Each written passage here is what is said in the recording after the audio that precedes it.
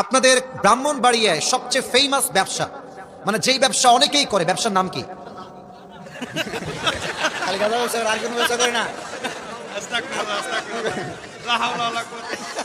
জীবনের প্রথম এরকম একটা উত্তর পাইলাম। বললাম যে কিসের ব্যবসা, বলে গাঁজার ব্যবসা। এখানে কেউ কি গাঞ্জাখোর আছে নাকি রে ভাই? হ্যাঁ, গাঞ্জাখোরকেই মেয়েরা বেশি পছন্দ করে, দাড়িওয়ালা পছন্দ হয় না যুবক ভাইরা।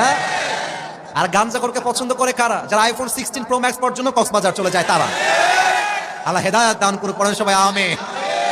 না না, গাঞ্জার ব্যবসা করা যাবে না ভাই। আল্লাহ হেদায়াত দান করুক, পড়েন সবাই আমিন।